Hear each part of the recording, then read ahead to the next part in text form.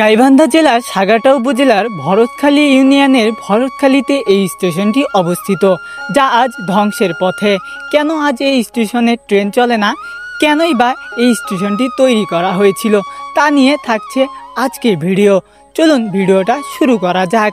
আসসালামু আলাইকুম গাইস, আমি নাইম। আজকে আমি আপনাদেরকে দেখাবো ভরতখালী রেলওয়ে স্টেশন, যা আজ পরিত্যক্ত। চলুন ঘুরে দেখি ভরতখালী রেলওয়ে স্টেশন। এটি মূলত ব্রিটিশ আমলে নির্মিত রেলপথের অংশ হিসাবে গড়ে ওঠে। এই অঞ্চল ছিল ব্যবসা বাণিজ্য এবং কৃষিভিত্তিক উৎপাদনের জন্য গুরুত্বপূর্ণ। বিশেষ করে তিস্তা ও ব্রহ্মপুত্র নদী সংযোগে থাকায় এখানকার যোগাযোগ ও পরিবহন ব্যবস্থা রেলপথের মাধ্যমে সহজ হয়। ব্রিটিশ শাসনের শেষ ভাগে 1930 থেকে 40 দশকে রেলপথটি নির্মাণ শুরু হয়। বোনারপাড়া থেকে বালাসীঘাট পর্যন্ত যে রেলপথ ছিল তারই একটি গুরুত্বপূর্ণ স্টেশন ছিল ভরতখালী।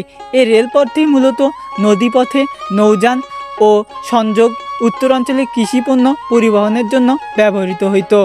পূর্বে ভরতখালী ছিল গাইবান্ধা থেকে ঢাকা ও ময়মনসিংহগামী যাত্রী ও মালবাহী ট্রেনের সংযোগস্থল। বালাসীঘাট হয়ে তিস্তা নদী পাড়ি দিয়ে ট্রেন স্টিমার চালানো হতো। এই কারণে এই স্টেশনটি বাণিজ্যিক ও কৌশলগতভাবে গুরুত্বপূর্ণ ছিল। একসময় এটি ছিল পণ্য পরিবহনের ব্যস্ত কেন্দ্র, বিশেষ করে ধান, পাট, গরু পরিবহনের জন্য। তারপর 1988 সালে ভয়াবহ বন্যা এবং পরবর্তীতে নদী ভাঙ্গনের কারণে রেলপথের বিভিন্ন অংশ ক্ষতিগ্রস্ত হয়।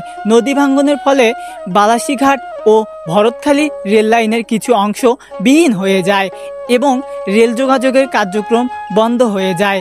এই রেলপথটি সচল হলে আবার গাইবান্ধা ও বগুড়ার মধ্যে যোগাযোগ সহজ হবে এবং স্থানীয় অর্থনৈতিক গতিশীল হবে। ভরতখালী রেলওয়ে স্টেশন শুধু একটি যাতায়াতের স্থান নয়, এটি সাগারটা ও আশপাশের মানুষের ইতিহাস ও সম্ভাবনার অংশ। সঠিক উদ্যোগ ও পরিকল্পনা থাকলে এটি আবার চালু হতে পারে। পরে এটি হতে পারে একটি গুরুত্বপূর্ণ রেলওয়ে স্টেশন।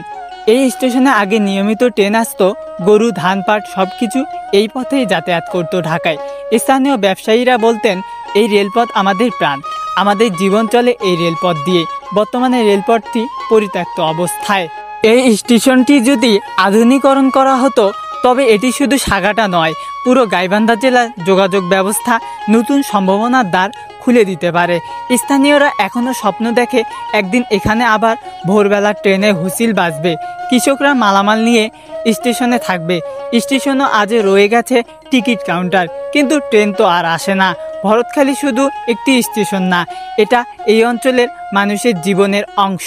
ভিডিও ভালো লেগে থাকলে অবশ্যই লাইক করবেন আর কমেন্টে আপনার মতামত জানাবেন। অবশ্যই আমার পেজটিকে ফলো করে দিবেন আর ইউটিউব থেকে দেখে থাকলে সাবস্ক্রাইব করবেন। আর দেখা হচ্ছে পরবর্তী কোনো এক ভিডিওতে। আল্লাহ হাফেজ।